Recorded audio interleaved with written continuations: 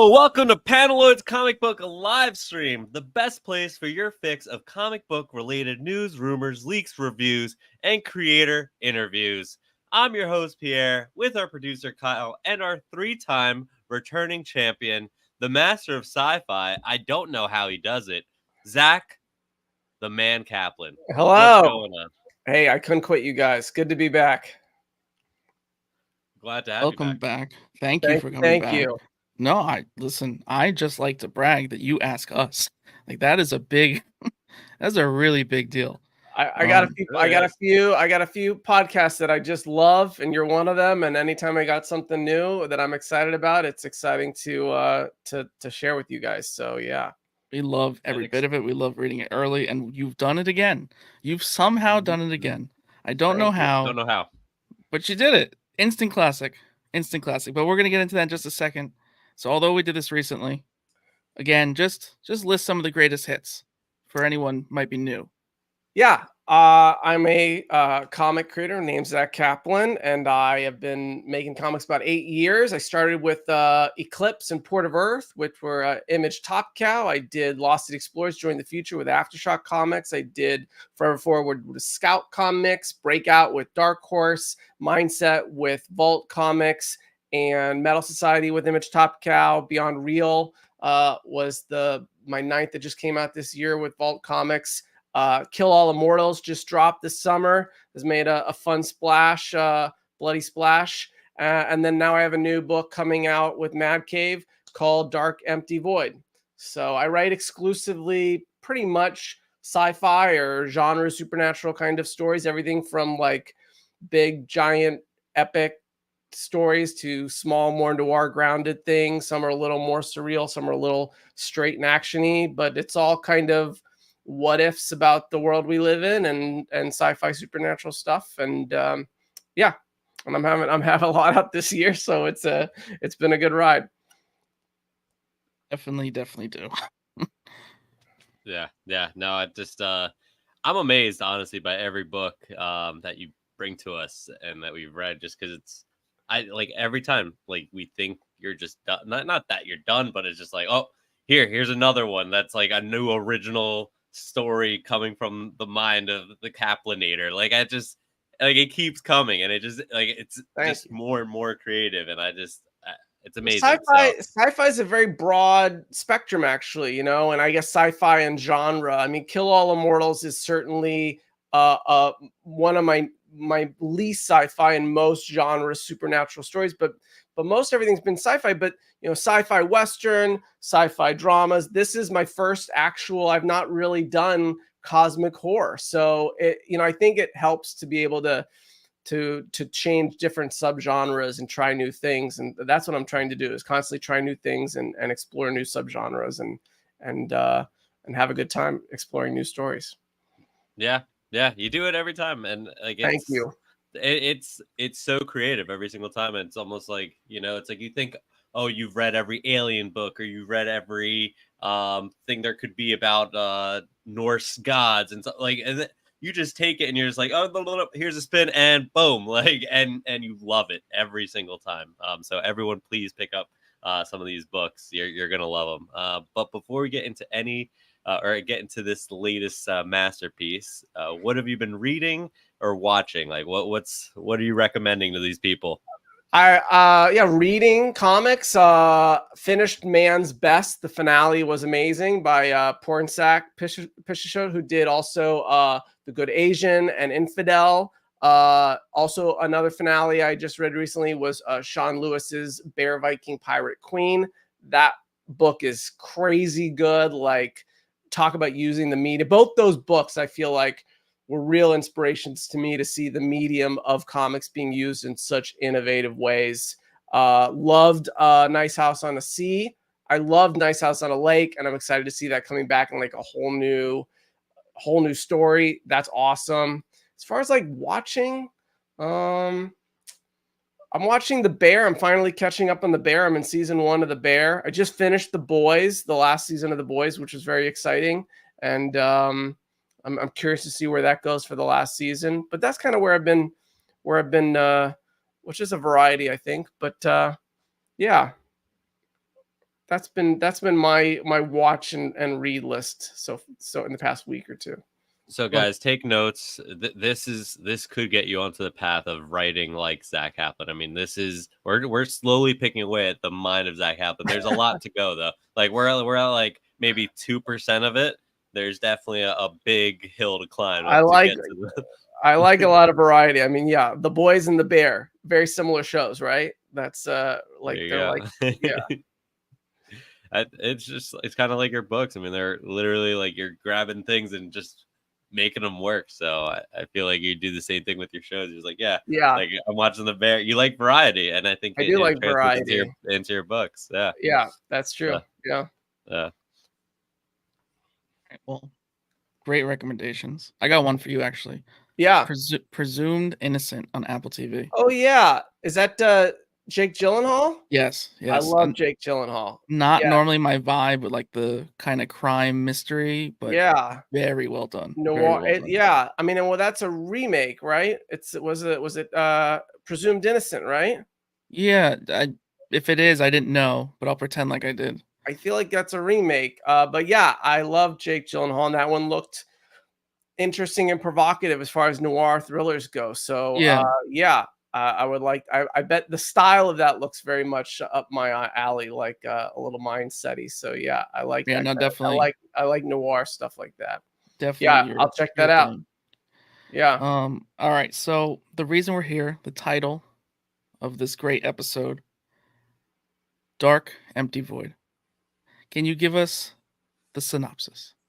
Yeah, Dark Empty Void is a cosmic horror adventure, and it's about black holes, and it follows a group of scientists in some subterranean compound somewhere on Earth, and they're playing with fire. They've opened a microscopic black hole, and they're trying to keep it stable. And then all hell breaks loose. The black hole somewhat cosmically explodes, and out comes all sorts of cosmic energy. But most surprising of all, a human being comes out, and they don't know what to make of it. One of the scientists calls his estranged wife, who's a psychologist, and they say, we need you to come right away. And that is our heroine, Joy Frank. And she comes to basically help them figure out if some of the madness that this human that has come out of the black hole is saying, if this is real, if they're all losing their minds, what is going on. And this mystery ultimately takes them to have to go into this cosmic maelstrom that is swirling around the black hole on a very Annihilation style or sort of adventure, or Alien style sort of adventure, and go in there. And it's a bit of a creature horror story. It's very kind of thought-provoking sci-fi, and it's very much about how we view the world and whether we view it as a threat or not. And it's just my fascination with black holes. So it's a real adventure. It's a real gorgeous book, and we're really looking forward to kind of taking people on quite a ride. You let Pierre and I read it early, and it's really cool. Like I know every time I'm like, hey, we got to read it early. It was really cool. Like it felt like a movie. Like it felt really felt like a movie of like, have I experienced, like, it's so good. Like, just, I can't wait for everyone else to get to it, but I'm happy that I got to read it first. But can you tell us a little bit about the creative team? Yeah. And I will show some covers. I've got an amazing artist that I'm co-creating this with, Chris Sheehan. You might know Chris's work from Autumnal over at Vault Comics. He did Spec with David Bohr at Specs at Boom, and Chris did I think a bit on House of Slaughter. I loved Chris's work, reached out, and Chris loves aliens, had always wanted to do a kind of sci-fi horror thing, so it was really just a perfect kind of combination. And so we teamed up. Francisco Segala is a really exciting colorist who's been doing a lot of great stuff. And so Francisco's coloring, and then Justin Birch, who does Nice House on a Lake series and a number of other things through And World Design, is doing our letters. This is the cover, A cover that you see by Chris. And then there's also a B cover by Christian Ward, which is really gorgeous and kind of like captures the cosmic intensity and kind of, duality and just like, it's swirling around. Her face is caught in the midst of that sort of black hole reflection on her glass visor thing there. And here's another. This is the second issue cover by Chris Sheehan. And so really just a great team, and the art in the first issue is very emotive, really character driven, really kind of suspenseful. And then as you get into it, I mean, as they go into this maelstrom and you start to see all creatures, monsters, and all sorts of crazy cosmic things, it's really really some beautiful, gorgeous stuff. So I cannot wait for people to see this kind of breathtaking and unique ride of artistically. We need more horror. Someone's saying we need more horror sci-fi. I totally agree. Yeah. Yes. That's what this is for sure. Like, this is your guy. And also, I'm very, I mean, like, I love aliens, and I'll talk a bit about that. But like a lot of sci-fi horror just goes up into outer space, and you're stuck on a ship. And so I really like this sort of thing. It reminds me of The Thing too, or like when you're down on Earth and you're kind of, in a kind of not claustrophobic, but just a different environment than outer space. I always find those sorts of environments very interesting to explore in a sci-fi horror way. Yeah, I've obviously we got a chance to read this book, so we got to see a little bit more of the art on the inside. And I don't know how you do it. I know you reach out to these artists and everything, but like together, like your work, their art, and it just is magic every single book. It just like it works so well. And like to Kyle's point, it did feel like a movie. Like even some little touches at the very beginning. I don't know if it was spoiled much, but like the relationship that kind of they have going on, like those little touches, it's like very like movie-esque. Like, all right, like we're learning about these characters, it's like boom, we kind of care, like, and then it hits you. You did a very good job with that. Yeah, I mean, and actually, it's interesting you brought that up, because like it's actually a really good character story. I mean, this character is really interesting. She's a lecturer. She teaches. She's a psychologist, but she's a lecturer. She teaches on psychology. She teaches on depression. She teaches on kind of mental illness in the broadest of sense. And then she herself is kind of suffering. She's jaded. She's going through some crazy stuff. And so that duality of like being able to say, here's how you handle emotions, and then you see that she can't. She's the last person that should be going on this sort of adventure and saving the world and helping out. And then that's exactly who is thrown into this. She is having issues in her relationship. And so it's just really, it's tense and it's interesting. And then she's got to pull it together and go on this journey. And I think those kind of make that kind of character foundation make for really interesting stories. And it allows the themes that the broader sci-fi story is going to explore kind of connect to the themes that this character is going to explore. This kind of, when you give up, when you look at everything as being just kind of nihilistic and cynical in the world, and you just kind of say, you're jaded versus, hope and, looking at something and thinking that it can get better. So there's an interesting connection between her journey as a character and this science group's journey to try to help this black hole stop what's going on and protect the world. Yeah, no, it's very well put together. And again, it wasn't like what I expected at all. And I think that's super exciting for me, at least getting to like that page of like, coming off of Kill All Immortals. It's very, very different. Yeah. Definitely. So I know what excited me. What what are you excited for readers to really get out of the Dark Empty Void?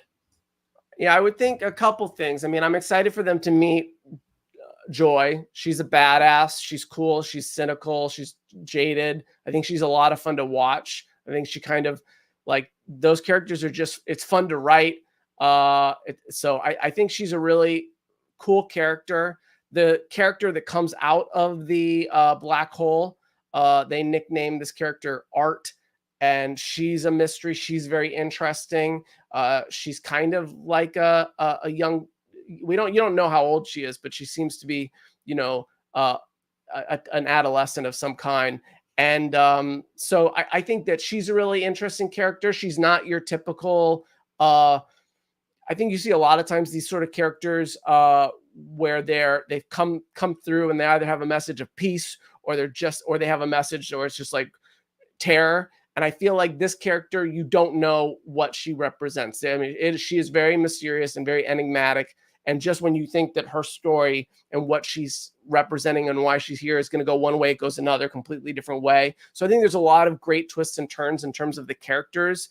So I think that's just kind of, I'm really excited for for readers to get into the meat of those characters. I think they're going to have, you're coming for the black hole and the sci-fi and this kind of cosmic ride. But I think, again, they're going to stay because they really are curious about the mystery of this human stranger that's come out of this black hole. What does it all mean? And to see Joy figure it all out and see if they can save the world or not. So I think that I'm most excited to have people meet these characters and follow their journey. My theories about Art. Yeah, you got some. I don't want to say it though in case I'm right. But I have a pretty strong theory. When we're done, I'll say it. Yeah. But very cool character. Yeah. No, that's very exciting, and it leaves you. The first issue leaves you wanting more. Like the very end, it's like, give me the second issue. Like I need it right now. So, I'm excited for everyone to meet Art.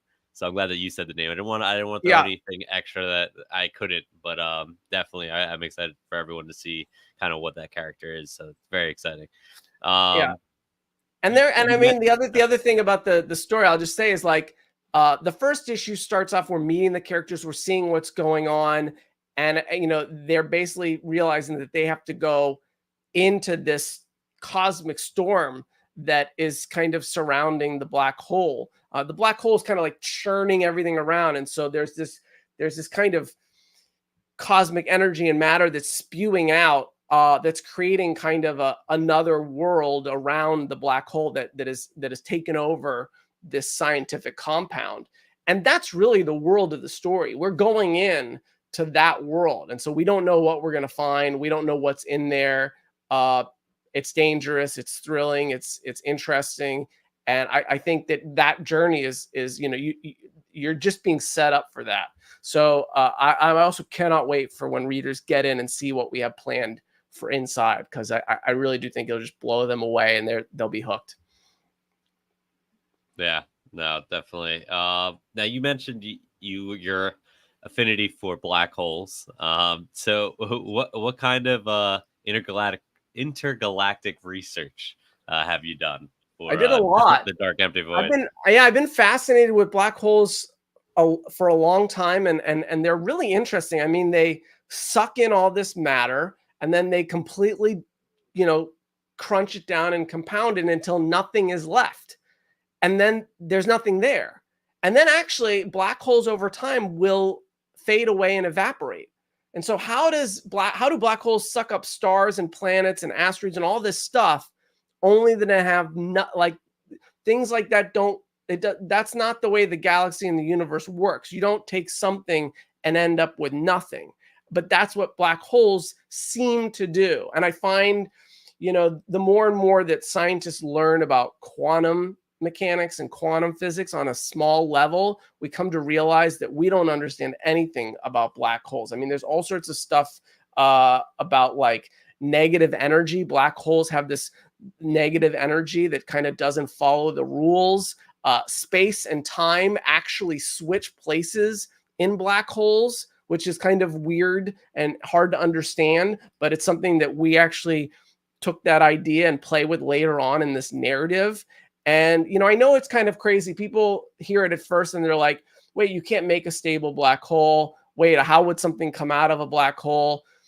You know, on a microscopic quantum level, scientists play with things all the time. And there has been certain ideas about trying to do things like this, where you're creating this negative energy. It's not that it's possible, but we don't understand enough layers about it. And so it's just a cool what if to jump to. I will say another fascinating thing that I found in my research is that black holes actually do shoot stuff out. The energy that is kind of circulating around shoots out like a jet. Like the stuff that does not get sucked down can sometimes just be ejected back out. And so there's a lot of mechanics to black holes that we don't we don't understand. And so it's just really fun territory to play with. And I think once you take that first leap of faith and kind of suspend your disbelief and say, okay, they opened up a microscopic black hole, and on a quantum level, we don't understand what's going on. And it's really the thematic question of the whole series. Are black holes just energy sucking, matter sucking monsters that just exist out there only to like just eat everything up? Or do they lead somewhere else? I mean, a lot of scientists think that it could be a wormhole to somewhere else, or it could lead to layers, dimensional quantum layers that we don't entirely understand. And so that becomes the metaphor for our perspective on life. Do we view life cynically and negatively and just think that life is just full of pain and trauma and hardship? Or do we think that there's something on the other side? Do we believe that it can be hopeful and optimistic and could lead to somewhere else? So the character story, the thematic kind of idea about how you look at life becomes all wrapped up in the very nature of black holes and what we think of them. So it's a lot of very big, heady ideas all wrapped around how we don't understand black holes. Well, you definitely did your research. I did. Wow. Yeah. So now I'm gonna have nightmares about all of that. I don't think they'll ever really open a black hole, or I don't know that that's possible. I'm sure that there are certain experiments that could be equally dangerous, and you know, hopefully they won't do that stuff. But it's interesting to think about. You know, black holes are collapsed stars. I guess it's a certain kind of compacted amount of energy and negative energy that kind of is put together. And you know, we will be building bigger colliders. We will be learning more and more about quantum particles. And so there is research that you know could mirror these kinds of you know, the similar black hole kind of stuff over time. So hopefully, I mean, scientists would never like make super smart AI or do anything like that. So I'm sure they'll be careful with black holes. I'm sure of it. You're just giving ideas out now to like real life problems that we don't have yet. Yeah. I'm a writer. Yeah. I actually saw today in the whole scientific area here that they found some like metal rocks at the bottom of the ocean that have like charge to them, like almost like batteries. And they called it dark oxygen, meaning that whatever's happening there, oxygen's happening in the depths of the ocean without the sun. So that's scary because that means a lot of planets out there that don't have great sunlight could technically have oxygen. Could have life. Or life too. Uh-huh. It's so fascinating how the more science discovers, the more it all unravels for us, you know. And yeah, it's just you know, space and time and the dynamics of things. We don't understand the half of it. And so as a science fiction writer, it's really interesting to kind of bring a story to life that kind of says, maybe you don't understand, you know, maybe you don't know what's going on. Maybe there's layers to this that are foreign to us, and we're small and insignificant, and there are larger elements at play, and we're just trying to survive them. I feel like those are the stories that I love, whether it's like Arrival or Annihilation or things like that you know, make you think, but also make you realize that there are forces out there that are bigger than us. No, Definitely gonna have some weird dreams tonight.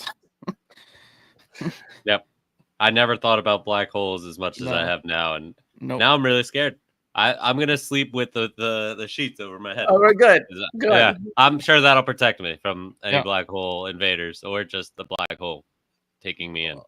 So it always works. Good. Then my work is done. So we've kind of come to the conclusion that the black hole is not great, right? Yeah. something either the black hole itself might not be so great, might not have some great things in it, might not be so great if you go into it.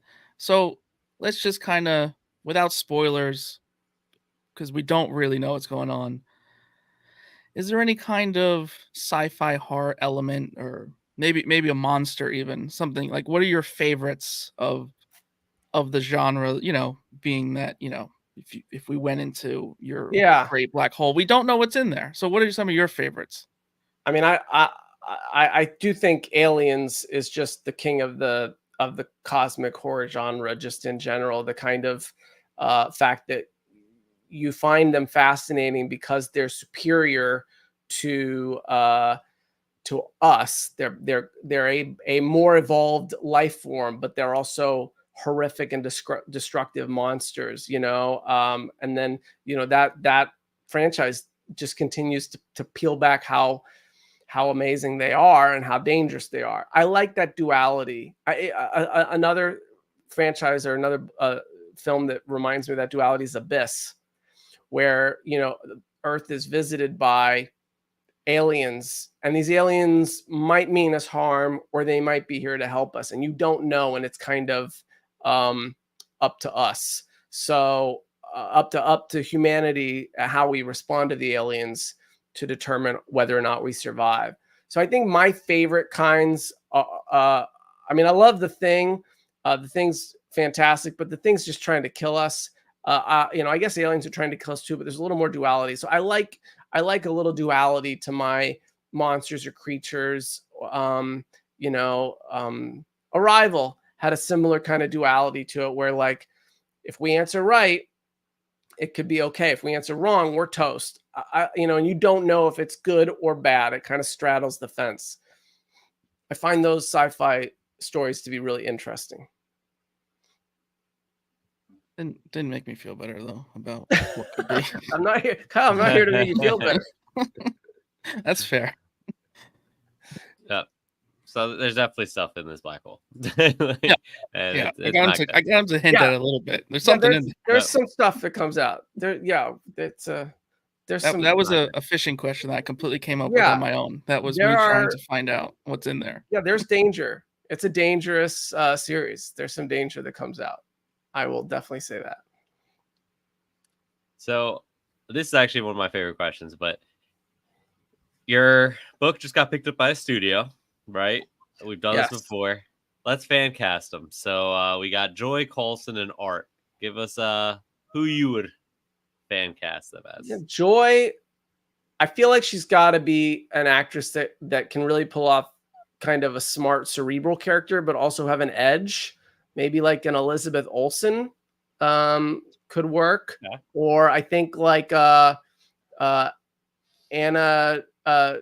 Joy Taylor, the actress from The Queen, from Queen's Gambit.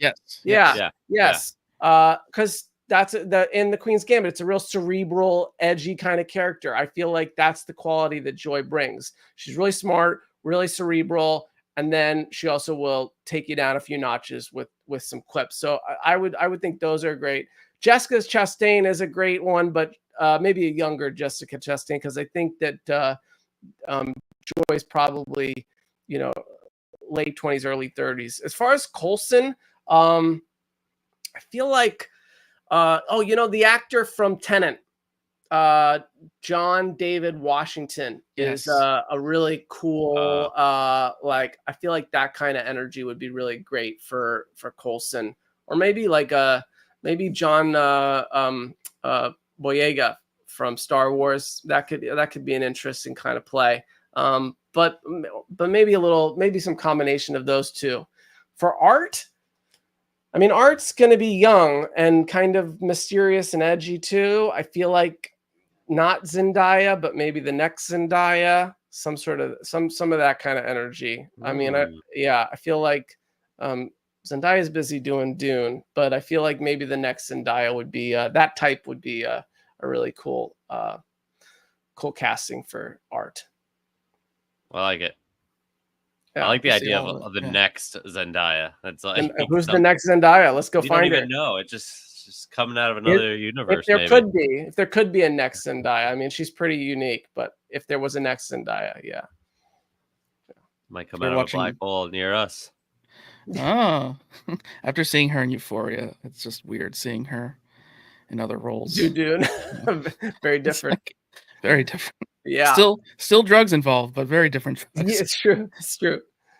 Yeah. All right. Well, we're gonna shift gears just a little bit. We'll go back.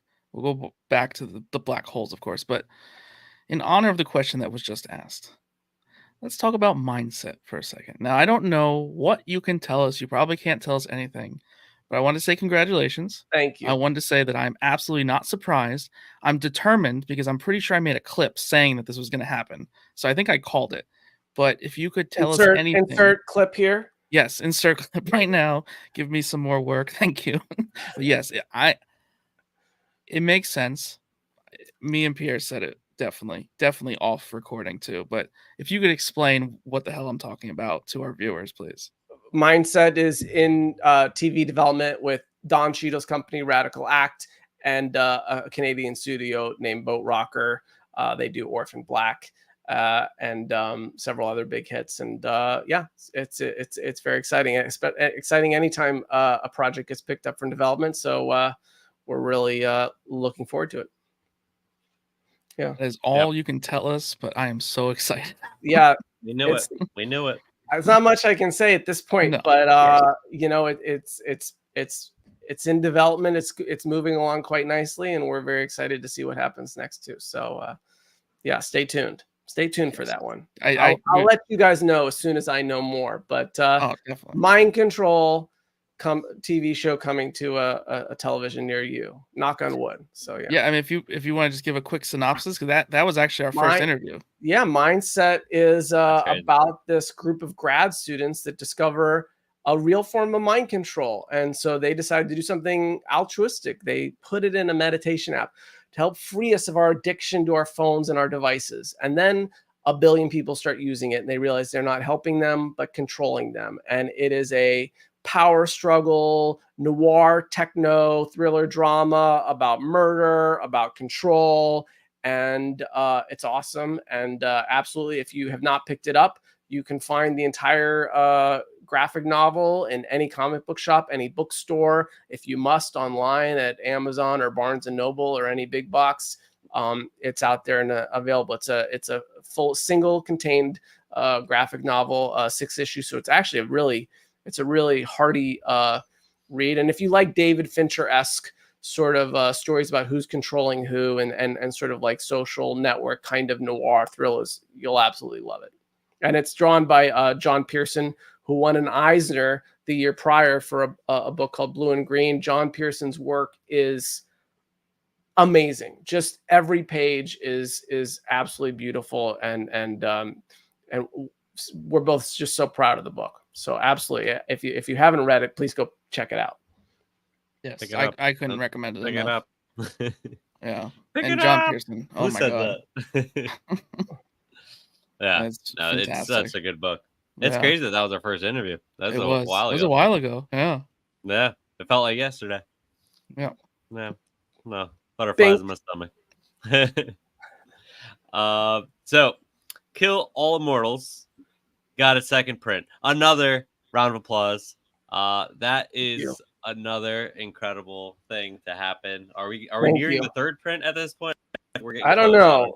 I don't know. Technically, to be humble, it was they rushed it because they wanted to have it on stands when issue 2 came out. They wanted to have more. That it got absolutely annihilated on when it came out and sold out.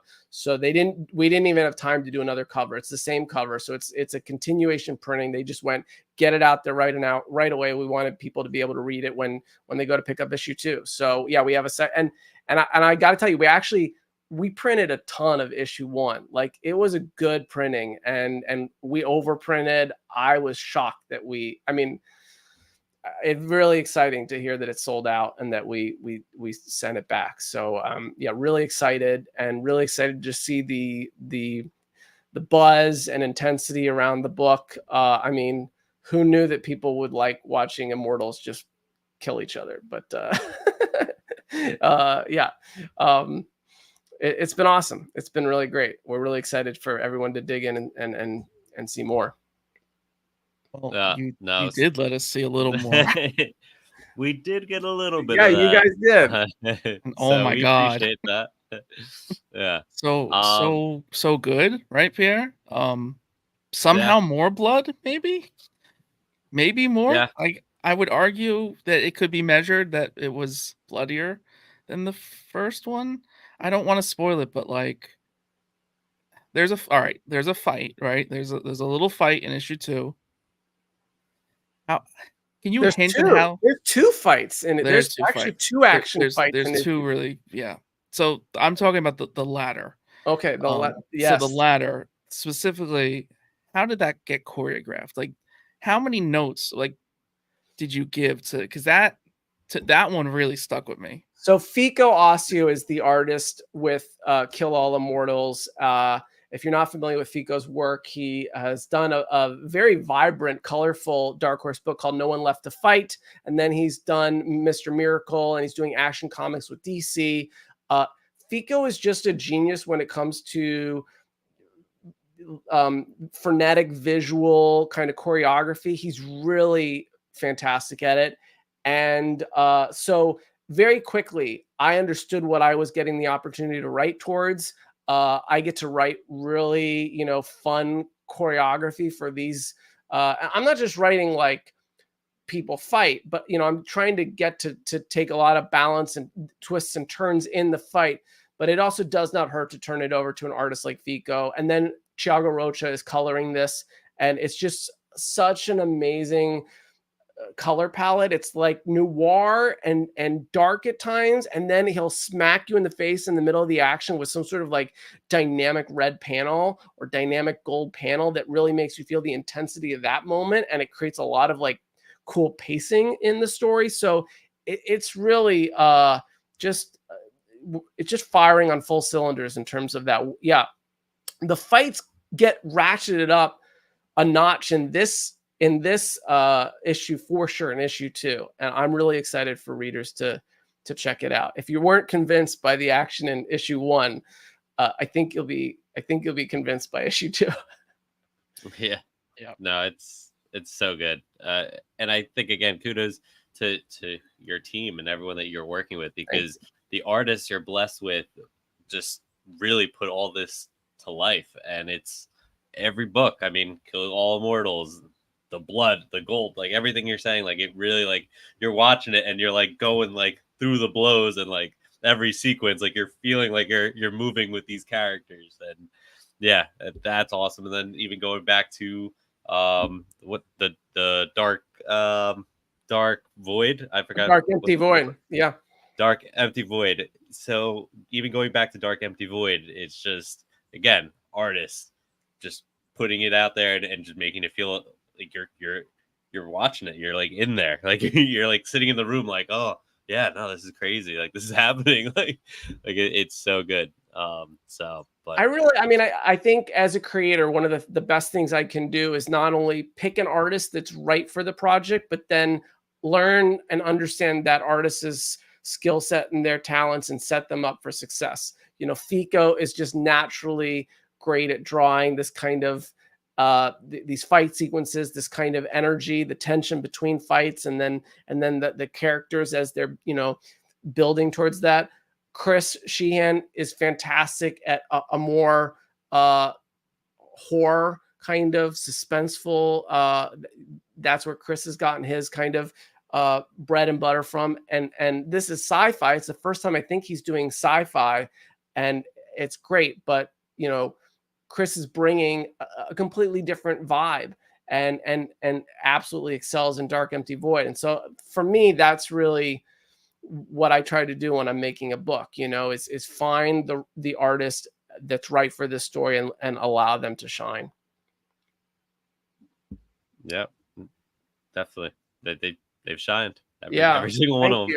Mindset, even going back to mindset. I mean, yeah, like our first interview. I mean, that one, that's when I first kind of, you know, you were put in my face, and I was like, wow, because I've never been someone that really read indie books, but you really brought me into that, because I was more just, I'm very basic, like Marvel, a little bit of DC, Marvel, DC, like, but this has widened my spectrum. And if you're looking for someone to really follow with these different type of stories, and you bring so many different types of stories to it too. It's not just like, you know, like it's so many dimensions to it. And literally dimension. Right now we're dimensions. Now we got some black hole coming in here, so there's a lot of different things happening. So then there's Beyond Real too, with multiple artists, and that's a whole nother. You must have really great communication skills, because every artist seems to know what you're thinking so perfectly. I try. I mean, I certainly try to go the extra mile in terms of communicating what I want from a project, what I want from a scene. I try not to tell them what to do, but rather the kinds of emotions and energies to bring to something. You know, I try to collaborate on layouts and moments, and give them a foundation to shine without, you know, but I don't want to tell anyone artist how to draw. So I come in it from a very collaborative kind of standpoint. And I think if, as a creator, if I can come in and express my ideas clearly, and being able to communicate your ideas and vision for a story is, I think, very important. I think that makes a good comic. So certainly I try my best to do that, and hear what artists want.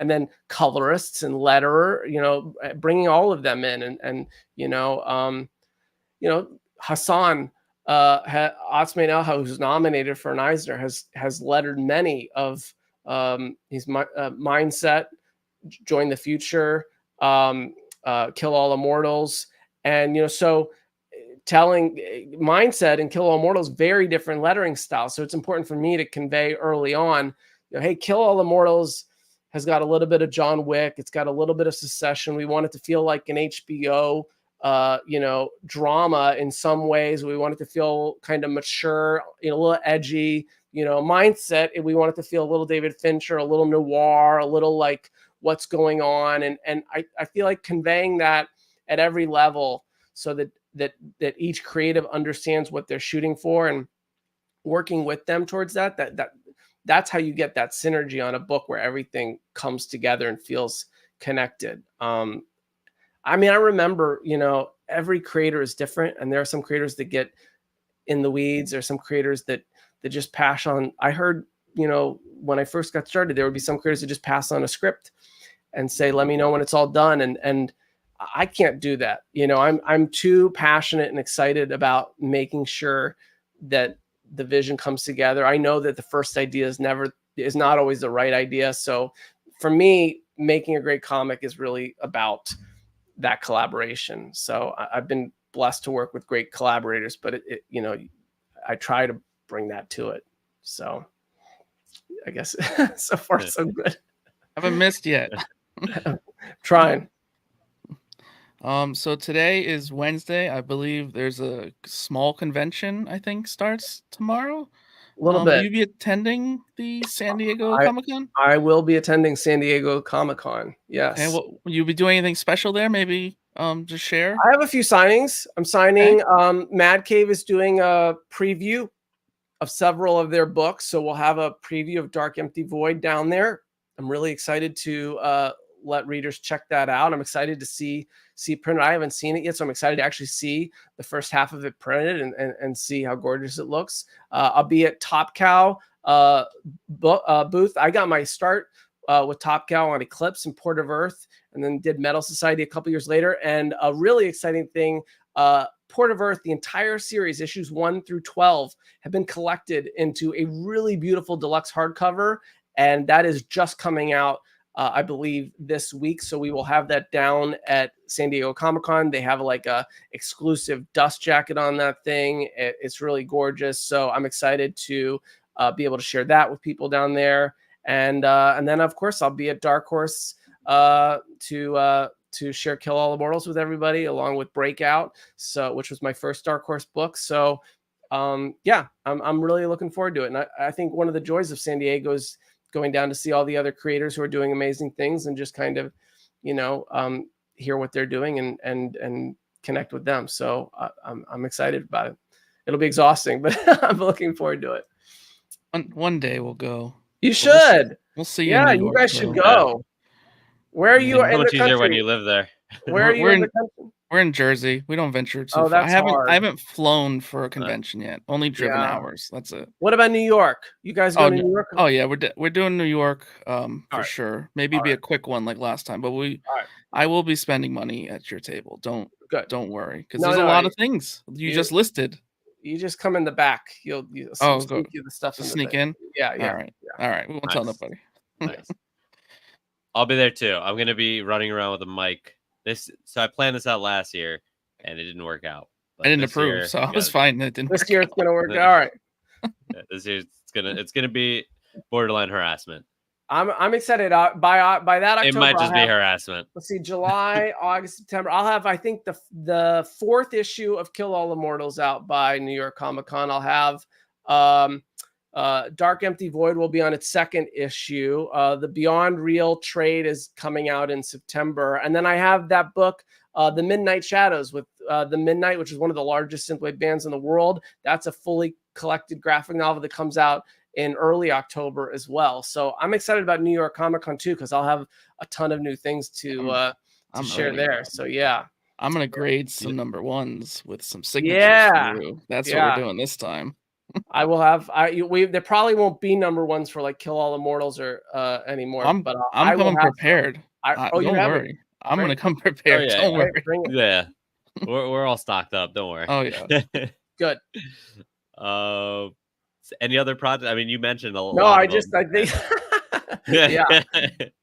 Yeah.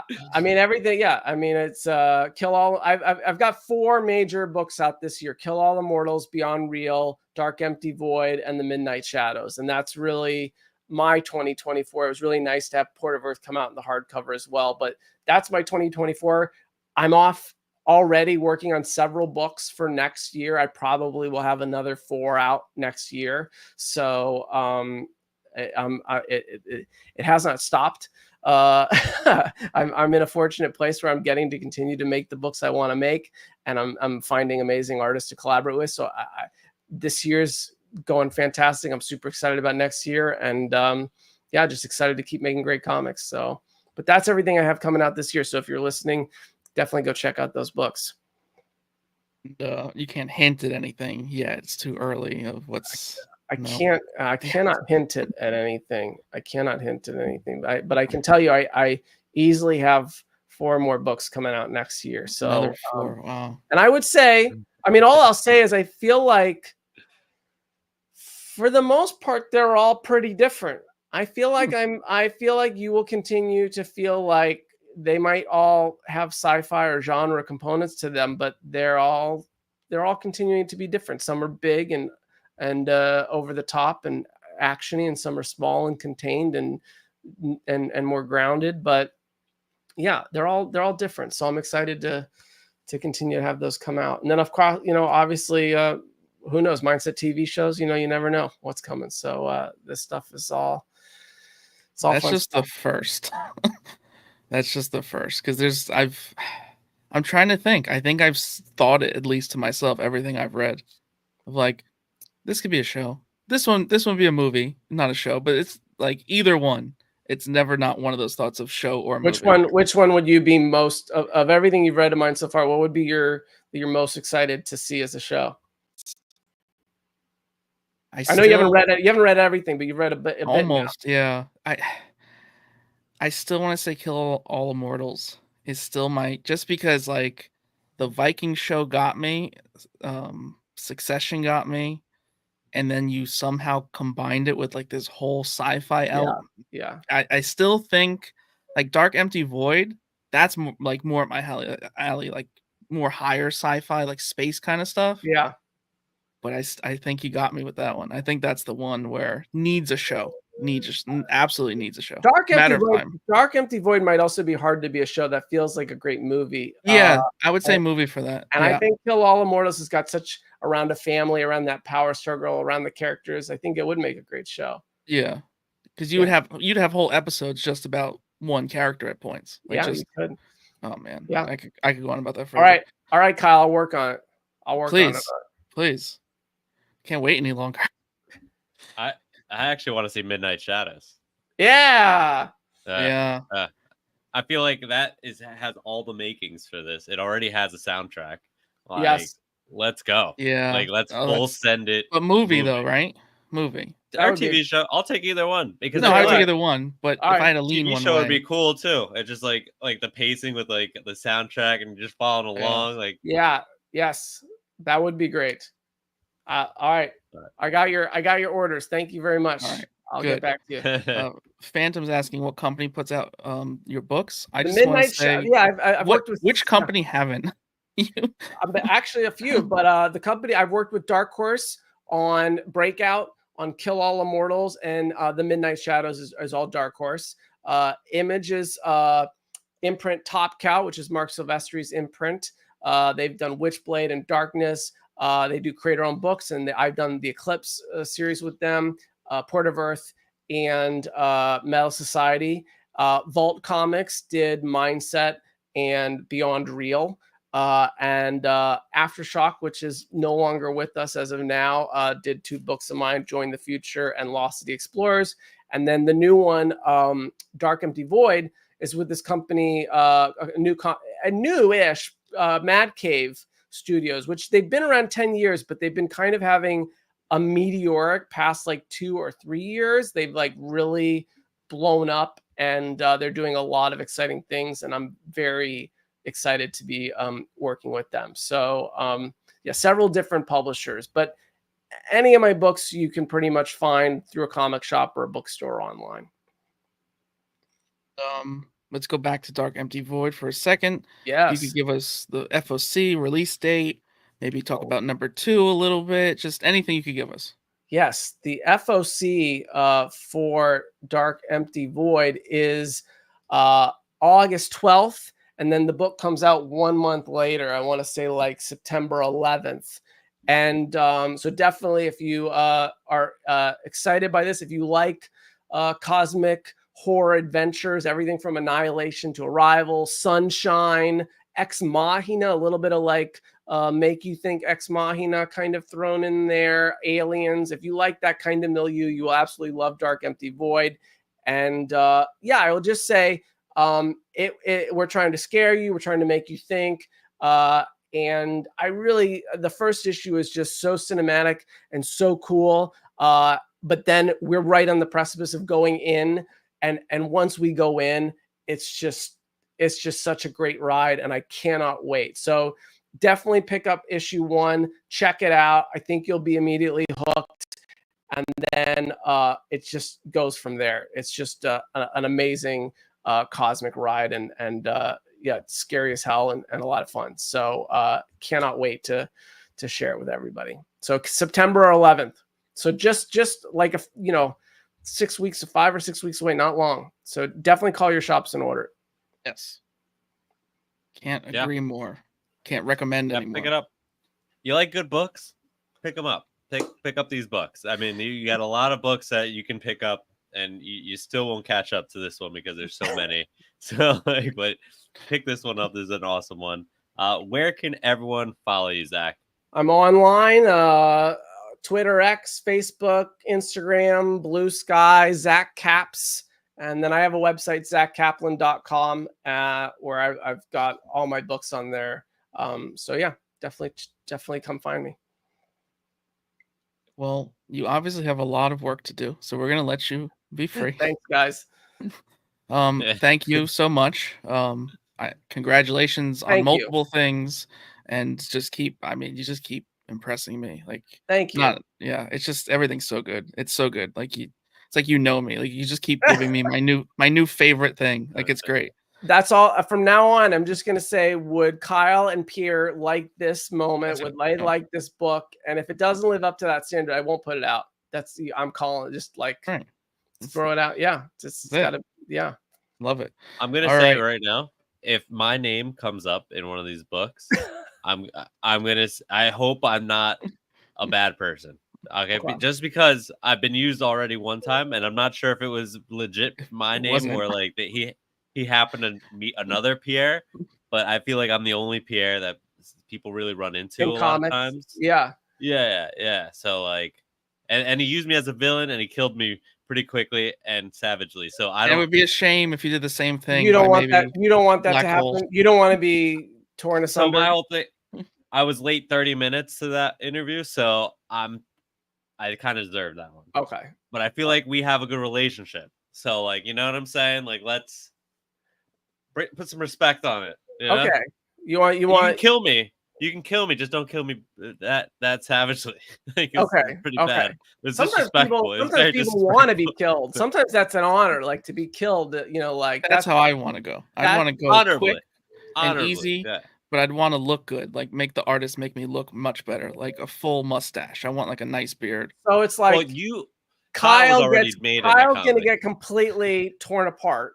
Yes. And then Kyle's gonna be like, Pierre. And then Pierre is going to come in and be like, no. And that's it. So Pierre didn't die, but he's there. And Kyle got torn apart. That works. Yeah, that works. I told my fiance if we got attacked by a bear, I'd kick her down and run. Oh, wow. Or just run. That is. So that's a clip right there. All right. Perfect. On that note, marriage is built on many different vows. So, you know, you got to take them. Everyone's different. That's it. So, take us out. Take us out with an improv outro. Guys, this was Panelloid's comic book live stream with me, Pierre, Kyle, and we were honored to have Zack Kaplan here with us once again. Thank you, pushing guys. His product, his incredible product, his addicting, incredible product. Can't be stopped. You can't be stopped. So if you want some mind altering books, this is it. This is what you want. So thank you for joining us. Yes. Panelloid's comic book live stream.